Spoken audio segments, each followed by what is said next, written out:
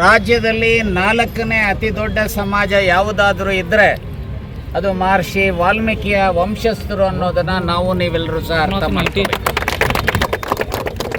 ಇತಿಹಾಸವನ್ನು ಕೆದಕಿದ್ರೆ ಬಹುಶಃ ಇಡೀ ಭಾರತದ ಸಂಸ್ಕೃತಿಗೆ ಮಹಾನ್ ಕೊಡುಗೆಯನ್ನು ಕೊಟ್ಟಿರುವಂಥವ್ರು ಮಹರ್ಷಿ ವಾಲ್ಮೀಕಿ ನಮ್ಮ ವಂಶಸ್ಥರು ಅನ್ನೋದನ್ನು ನಾವು ನೀವು ಅರ್ಥ ಮಾಡ್ಕೋಬೇಕು. ಹಾಗೆ ಪಟ್ಟಿ ಬೆಳೀತಾ ಹೋಗುತ್ತೆ.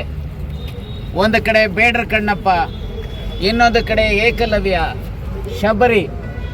ಅಷ್ಟಾಕೆ ಬಹುಶಃ ಕರ್ನಾಟಕ ರಾಜ್ಯದಲ್ಲಿ ಬ್ರಿಟಿಷರ ವಿರುದ್ಧ ಪ್ರಪ್ರಥಮವಾಗಿ ಧ್ವನಿ ಎತ್ತಿದಂಥವ್ರು ಯಾರಾದರೂ ಇದ್ದರೆ ಅದು ಅಲಗಲಿ ಬೇಡ್ರು, ನಾಯಕ ಸಮಾಜದವರು ಅನ್ನೋದನ್ನು ನಾವು ನೀವೆಲ್ಲರೂ ಸಹ ಅರ್ಥ ಮಾಡ್ತೀವಿ. ಹಾಗೆ ಸುರಪುರದ ಪಾಳ್ಯಗಾರರು ಸಹ. ಸೊ ಈ ಇತಿಹಾಸ ಇರೋದನ್ನು, ಇತಿಹಾಸವನ್ನು ಕೆದಕಿದಾಗ ರೋಮಾಂಚನ ಆಗುತ್ತೆ. ಆದರೆ ಈ ವರ್ತಮಾನದಲ್ಲಿ ಇವತ್ತು ನೋಡಿದ್ರೆ ನಮಗೆ ಸಂವಿಧಾನದತ್ತವಾಗಿ ಸಿಕ್ಕಬೇಕಾಗಿರುವಂಥ ಮೀಸಲಾತಿ 19 ಏಪ್ರಿಲ್ 1991ರಲ್ಲಿ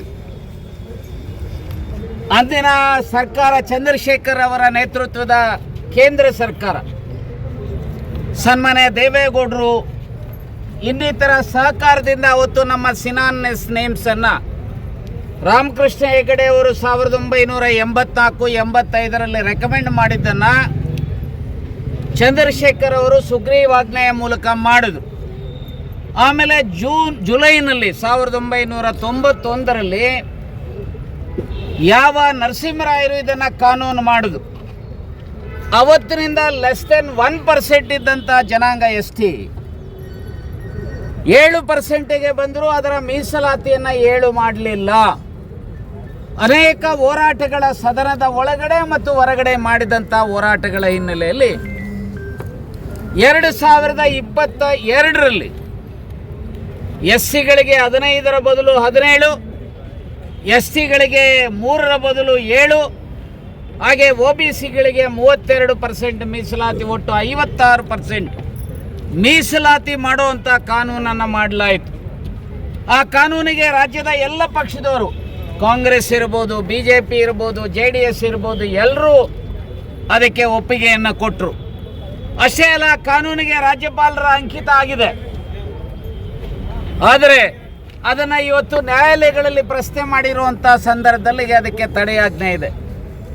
ಇದರ ಪರಿಣಾಮ ಇವತ್ತು ಮತ್ತೆ ನಾವು 3%ಗೆ, SCಗಳು 15%ಗೆ, OBCಗಳು 32%ಗೆ.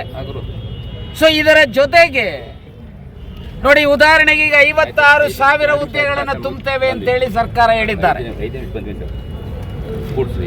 7% ಅಂತ ಹೇಳಿದ್ರೆ ಸುಮಾರು 3,750 ಹುದ್ದೆಗಳು STಗೆ ಸಿಗ್ತವೆ.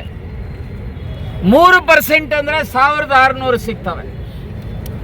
SCಗಳಿಗೆ 8,500 SCಗಳಿಗೆ ಸಿಗ್ತವೆ. 17 ಆದರೆ, 15 ಆದರೆ 7,500 ಸಿಗ್ತವೆ. ಸೊ ಈ ರೀತಿಯ ಅನೇಕ ಅನ್ಯಾಯಗಳು ಆಗ್ತಾ ಇದ್ದಾವೆ. ಇಷ್ಟೇ ಹೇಳಲಿಕ್ಕೆ ಬಯಸ್ತೇನೆ. ಅದೇ ರೀತಿ ನಕಲಿ ಜಾತಿ ಪ್ರಮಾಣ ಪತ್ರಗಳು ರಾಜ್ಯದಲ್ಲಿ ಅವ್ಯಾಹತವಾಗಿ ನಡೀತಾ ಇದ್ದಾವೆ. ನಾನು ಅನೇಕ ಸಾರಿ ಮಾನ್ಯ ಮುಖ್ಯಮಂತ್ರಿಗಳ ಗಮನ ಸೆಳೆದಿದ್ದೇನೆ. ಯಾರೇ ಬೇಕಾದರೂ SC ಆಗಲಿ ST ಆಗಲಿ ನಮ್ಮದು ಅಭ್ಯಂತರ ಇಲ್ಲ. ಕಾನೂನಿನ ಚೌಕಟ್ಟಿನಲ್ಲಿ ಅವರಿಗೆ ಅರ್ಹತೆ ಇದೆ. SC ಆಗಲಿ ST ಆಗಲಿ, ವಿ ಹ್ಯಾವ್ ನೋ ಅಬ್ಜೆಕ್ಷನ್. ಆದರೆ ಕಾನೂನು ಬಾಹಿರವಾಗಿ ಸುಳ್ಳು ಸರ್ಟಿಫಿಕೇಟ್ಸ್ ತೆಗೆದುಕೊಂಡಂಥವ್ರ ಮೇಲೆ ಕ್ರಮ ಜರುಗಿಸಬೇಕು.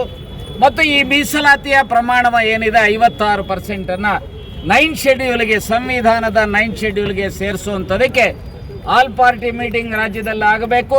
ಮತ್ತು ಆಲ್ ಪಾರ್ಟಿ ಡೆಲಿಗೇಷನನ್ನು ಕೇಂದ್ರಕ್ಕೆ ತೆಗೆದುಕೊಂಡು ಹೋಗಿ ಪ್ರಧಾನಮಂತ್ರಿಗಳ ಮೇಲೆ ಒತ್ತಡ ತಂದು ಅದನ್ನು 9th ಶೆಡ್ಯೂಲ್ಗೆ ಸೇರಿಸುವಂಥ ಕೆಲಸ ಆಗಬೇಕು ಅಂತೇಳಿ 2 ಮೆಮೊರಾಂಡಮನ್ನು